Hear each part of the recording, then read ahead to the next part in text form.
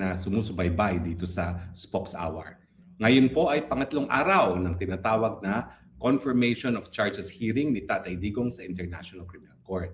At ngayong araw nito, buong araw, ay inaasahan natin na ang mga abogado naman ni Tatay Digong ang magsusumite ng kanilang mga ebidensya sa merito, no?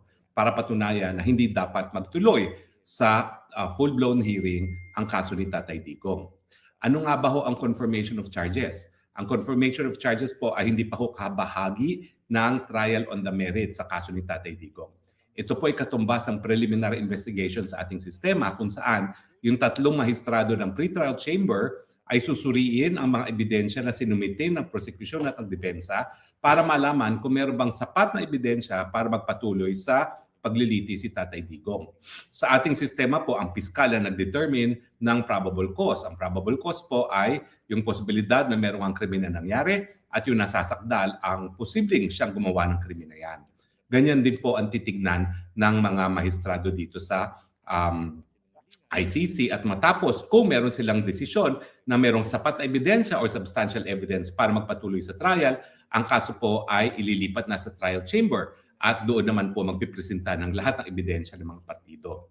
Now, dahil ito po ay confirmation of charges, hindi required na lahat ng testigo ay ipresenta ng hukuman.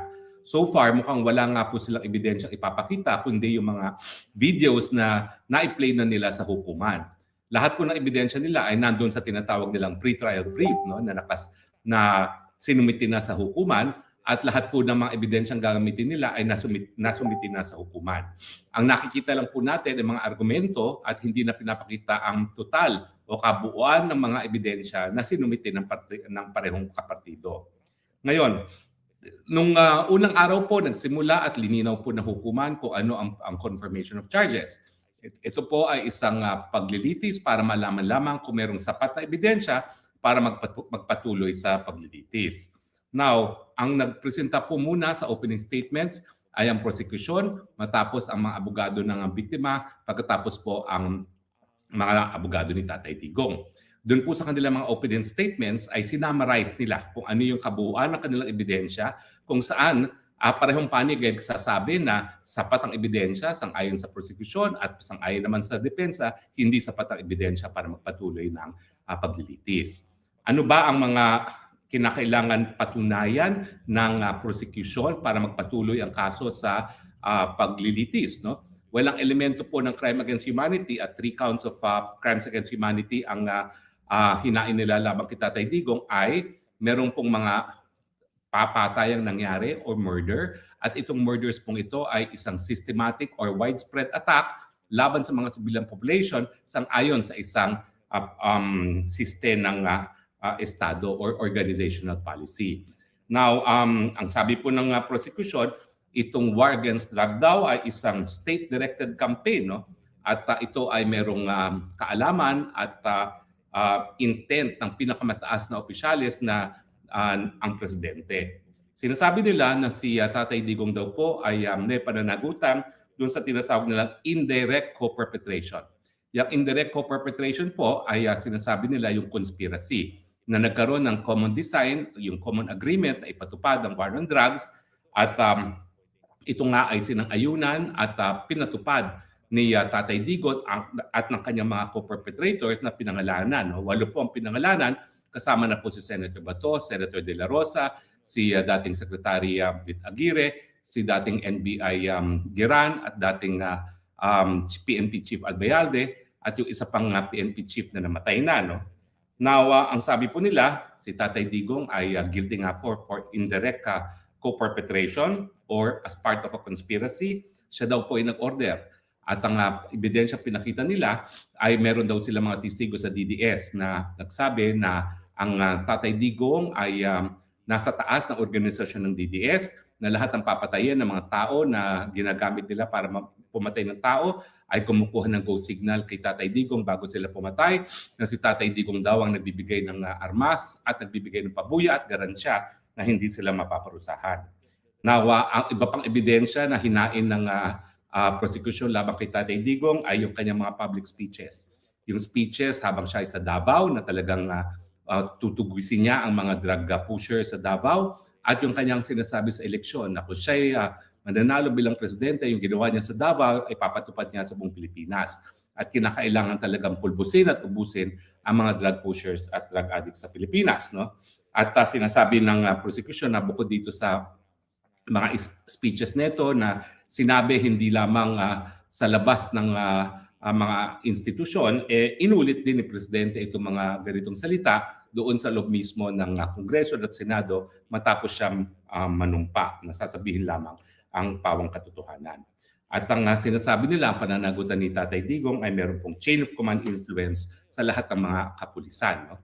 Now, ang prosecution, ang ginamit na ebidensya, yung police operational reports, yung alleged reward system, yung internal communication, yung mga komunikasyon sa loob ng PNP mismo, may mga testigo di umano, including insider accounts, at saka yung mga statistical pattern of killings. No? Now, sinubukang establish ng prosecution yung pattern na pare-parehong modus operandi, yung paggalaw ng DDS at saka yung mga kapulisan di umano matapos maging presidente si Tatay Digong, yung sistema na ginagarantihan na kung sino man ang magpapatupad ng war on drugs ay di mapaparusahan at saka yung pagkakaalam nila na ang target nila ay mga sibilyan. Pagdating sa jurisdiction, ang sabi ng prosecution ay bagamat nag-withdraw na at hindi nakasapi ang Pilipinas sa Rome Statute, yung mga krimen ay nangyari habang ang Pilipinas ay kasapi pa ng Rome Statute at saka yung jurisdiction daw ng hukuman ay naging kompleto bago pa magbitiw ang Pilipinas bilang miyembro ng ICC. Sinabi naman ng depensa na unang-una wala pong jurisdiction na nga ang ating ang ICC sa Pilipinas dahil nagsimula ang paghingi ng abiso para magpatuloy sa preliminary investigation sa pangalawang taon matapos bumitiw ng Pilipinas sa pagiging miyembro ng ICC. Nakasaad po sa ICC na dapat kung bagamat po pwedeng bumitiw sa pagiging miyembro ng ICC ng isang bansa, kinakailangan yung kooperasyon ay at saka yung jurisdiction ng hukuman ay matrigger sa loob lamang ng isang taon matapos mag-deposit ng instrument of withdrawal. Kaya linabas po ng issue ng mga abogado ni Tatay Digong yung issue ng paglabag sa soberanya ng Pilipinas dahil hindi na nga tayo miyembro ng ICC, bakit lilitisin pa yan mga kaso na di umano ay nangyari sa Pilipinas? Ang remedyo sa Pilipinas magsampa ng kaso. Sinabi rin ng abogado ni Tatay Digong na bukas naman ng mga hukuman ang katarungan ay makakamit ng mga biktima kung sila po ay maghahain ng reklamo sa piskalya at sa hukuman ng Pilipinas. At syempre sinabi ng hukuman ng mga abogado ni Tatay Digong kung ano talaga yung basihan kung bakit tayo naging miyembro. At isa naman po ako doon sa talagang gumalaw para maging miyembro ang Pilipinas ng ICC. Nung tayo po naging miyembro ng ICC, hindi po natin sinabi na binibigay na natin ang kapangyarihan maglitis ng kaso sa ICC. Kung hindi sinasabi natin na ang lokal na hukuman pa rin ang dapat maging court of first instance pagdating sa mga krimen na di umano ay nangyari sa ating mga bansa. Now, pagdating naman sa merito, doon sa opening statement at least ni Kaufman na ngayon ay sususugan niya ng ebidensya, wala daw ebidensyang pinakita na yung pag-atake sa mga napatay sa drug war ay isang atake laban sa sibilyan. At marami daw, kung hindi lahat ng mga naging biktima ng drug war ay hindi mga sibilyan, kung hindi mga drug actors. At wala daw sistema na pinakita na lahat ng mga pag-atake sa mga naging biktima ng drug war ay kabahagi ng isang siste, kung hindi ito raw ay mga independenteng mga gawain ng mga kapulisan. Now, in-emphasize din ng mga abogado ni Tatay Digong na sa confirmation of hearing, kinakailangan magkaroon ng substantial evidence or substantial grounds na hindi napakita ng prosecution. No? At kinakailangan din na hindi lang dapat mag-rely ang prosecution doon sa kanyang ebidensya, doon sa mga anonymous na mga witnesses. Kinakailangan din tignan kung meron kapanipaniwala ba yung mga ebidensyang sinusumite ng prosecution para patunayan itong system na ito. At saka, itong pinakamalakas sigurong sinabi ng prosecution, wala namang kahit anong pagkakasulat na may order si Tatay Digong na patayin ang mga biktima ng drug wars dahil sila ay mga sibilyan. Sinabi rin ng depensa na yung mga salita ni Tatay Digong ay salitang politiko at wala naman talagang intent na pumatay. No?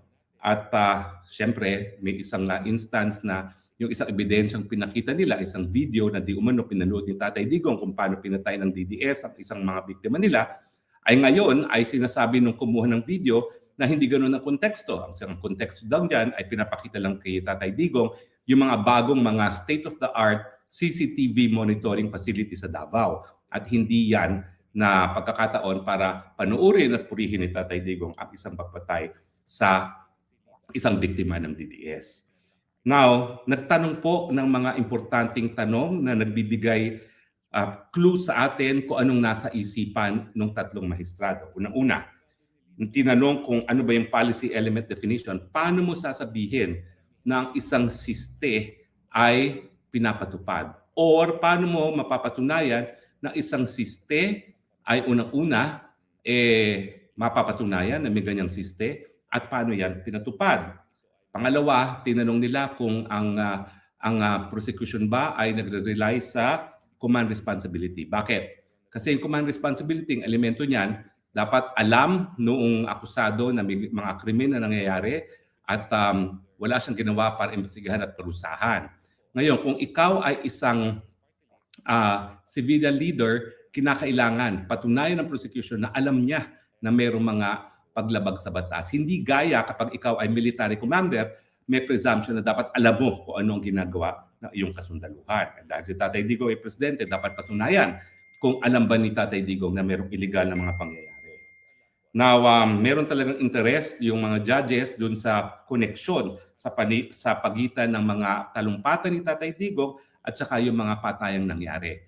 So gusto nilang malaman kung talagang yung mga talumpati na yan ay order para pumatay o di naman kaya usaping politiko lamang. At saka tinanong nila kung ano talaga yung hierarchy ng kapulisan. Kung ang pulis ba, kung ang presidente ba ay gaya sa Armed Forces of the Philippines ay commander-in-chief. Pero ang pulis kasi isang civilian authority. At ang talagang pangunahing opisyalis sa ating PNP, hindi gaya ng AFP, ay ang PNP chief. Okay? Na siya talaga ang nasa taas ng structure ng PNP.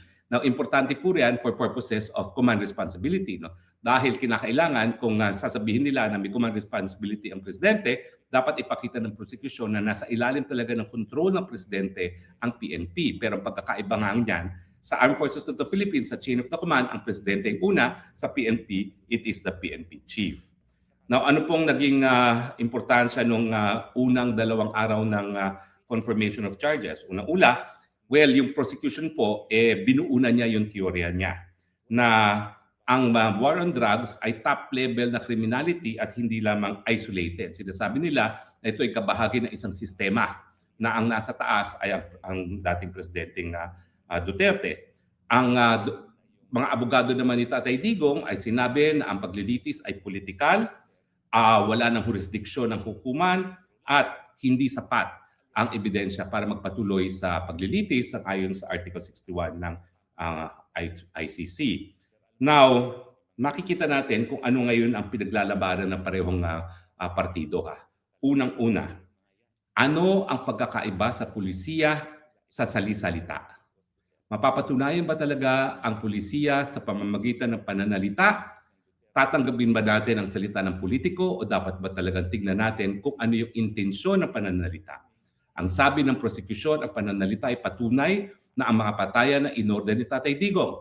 Ang sabi naman ng kampo ni Tatay Digong, ang pananalita ay para takutin ng mga tao na sumunod sa batas, hindi para pumatay. Now, tignan natin kung ano talaga yung hinahanap ng hukuman dito sa confirmation of charges. Ano bang ibig sabihin ng substantial grounds to proceed? No? Ang substantial grounds ay mas mataas dun sa reasonable grounds to believe na ginagamit pag kumukuha ng warrant of arrest, pero ito ay mas mababa sa beyond reasonable doubt. So, somewhere in between, yan nga po yung katumbas ng probable cause sa ating jurisdiction. Now, ano ang mga naging pasya ng ICC sa mga naunang kaso? Well, tignan natin dito sa kaso ng Lumbanga, Bemba at saka Gagbo sa confirmation na decisions. Ang sabi ng chamber, kinakailangan ay konkreto at nakikitang mga ebidensya. para makita ng malinaw na lahat ng elemento ng crime against humanity ay mapapatunayan at kinakailangan merong link doon sa akusado at ang mga sinasabi niyang mga gawain. So yung mga spekulasyon, yung mga inference, yung mga speculation, yung mga inferences, o yung mga uncorroborated anonymous accounts ay hindi sapat para mapatunayan ang reasonable grounds.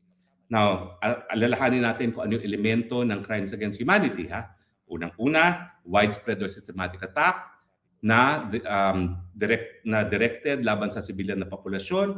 Alam nila na ito ay directed against sa civilian population at saka ito ay sang-ayon o sa pagpapatupad ng isang pulisiya ng Estado.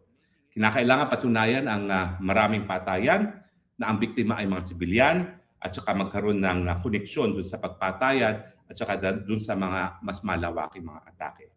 Now, yung pamamaraan naman para magkaroon ng pananagutan si Tatay Digong, kinakailangan mapatunayan din yan.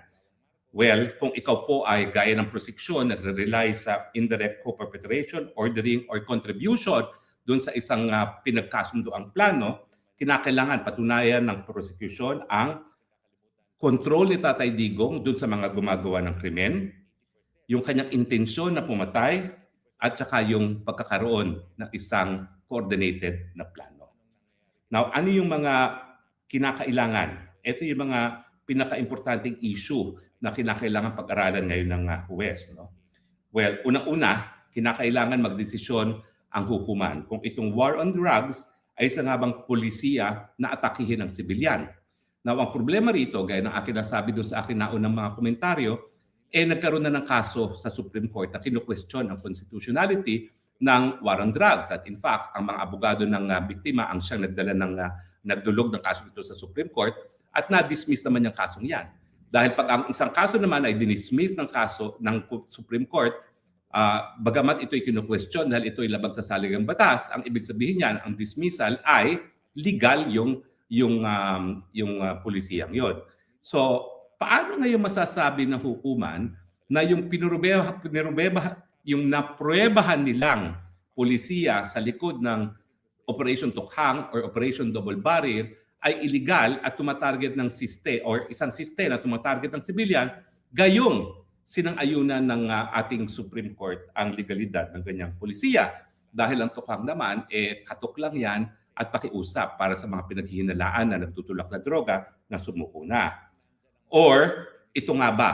Ito nga yung sinasabi ni Tatay Digong at ito rin ang sinabi ng Philippine Supreme Court na ito ay isang balidong operasyon ng mga alagad sa batas.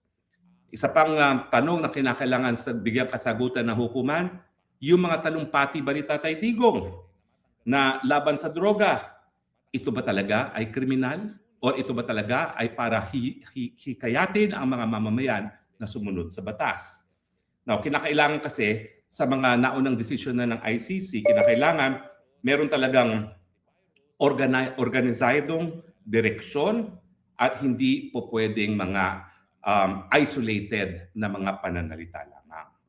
Now, kung talagang magre-rely ang prosecution sa mga speeches lamang nang wala namang nakasulat na direktiba, ito po ay napakahinang ebidensya. Kinakailangan kung sinabi ni Tatay Digong pumatay, dapat patunayan niya na yung order na pumatay ay nakasulat. Now, isa pang problematic dito na sa tingin ko mahihirapan ng prosecution na patunayan yung pag-atake sa sibilyan. Dahil alam ng mga umatake na sila ay sibilyan. Totoo bang civilian targets ang mga suspect sa war on drugs? Now, kung talaga namang may ebidensya na itong mga naging biktima ng patayan ay nanlaban o di naman kaya sila ay nagpapatupad ng isang legal na police operations, ibig sabihin hindi nila na-target yung mga mamamayan na yan dahil sila ay mga innocenteng civilian. Kinakailangan din ma-convince ng prosecution ang hukuman kung meron bang talagang link or sufficient proof na yung si Tatay Digong ay may effective control sa lahat ng ginagawa ng mga kapulisan. Talaga bang lahat ng ginawa ng hundreds of thousands na pulis ay talagang nasa effective control ng presidente? Gayong sa hierarchy ng PNP, ay talagang PNP chief ang nasa taas at hindi ang presidente. Meron ba talagang nakasulat na ebidensya para ito ay mapatunayan, at saka talaga bang merong link doon sa pagkakakontrol ng Tatay Digong sa pulis at doon sa mga patayan. Uulitin ko po, no, kung wala pong nakasulat na directive galing kay Presidente, talagang kinakailangan patunayan ng kanyang prosecution ng kaso niya doon sa pattern ng ebidensya, witness testimony, at saka yung inference from public statements na ayon sa mga naunang desisyon ng ICC ay hindi sapat. Siyempre, nandyan pa rin yung issue ng jurisdiction. Bagamat nag-issue na ng desisyon ng pretrial chamber na inaantay ngayon ng desisyon ng appeals chamber, kinakailangan i-address pa rin ng hukuman kung anong epekto ng pagiging illegal ng pamamaraan para mahuli si Tatay Digong at saka yung pag-abuso nga sa proseso. No? At saka siyempre, yung katunayan na bukas naman ng mga hukuman sa Pilipinas, bakit dinidinig ito ng ICC? Now, ano ang mga naging naunang desisyon na ng ICC? Well, doon sa mga nabasa kong desisyon, no, meron talagang mga charges na hindi na-confirm kasi nga mahina yung ebidensya. Now, hinihingi ng ICC yung aktual na ebidensya para mapatunayan na yung mga nasasakdal ay nasa likod ng mga di umanong mga krimen na nagawa. Hindi sila nagre-rely sa pattern alone. Okay? Mas gusto nilang makita kung merong ang nakasulat na ebidensya na pagkakautos noong nasasakdal. So, paano ngayon sa tingin ko magpo-proceed ang mga judges on the basis of what the prosecution has presented alone? Siguro yung mga kalaban ni Tatay Digong, ba't ka nagsasalita? Hindi mo pa narinig ang sabi ng defense. Kasi ang defense wala namang papatunayan at this stage. Ang prosecution talaga ang dapat magpatunay na merong sapat na ebidensya at tapos na sila magpresenta ng kabuuan ng kanilang presidente. So, paano magpo-proceed ang mga maestrado? Well, una-una, kailangan i-confirm nila. Dapat makonvince sila na merong sapat na ebidensya na nagpapakita na yung pattern ng patayan ay sang-ayon nga sa isang systematic attack laban sa mga inosenteng sibilyan. Tatanungin nila, yung mga biktima ba talagang inosenteng mga sibilyan? Tatanungin nila, talaga bang pulisiya na patayin ang mga inosenteng sibilyan? At tama ba na talaga itong mga patayan ito ay dahil kay Tatay Duterte? So, sa tingin ko so far, sa ebidensya na pinresinta ng prosecution at sa naunang mga desisyon ng ICC, malabo na magkaroon ng confirmation charges maski hindi pa natin naririnig ang ebidensya ni Tatay Digong dahil in the first place, ang prosecution naman talaga ang dapat magpatunay kung meron talagang substantial evidence. So maya-maya lang,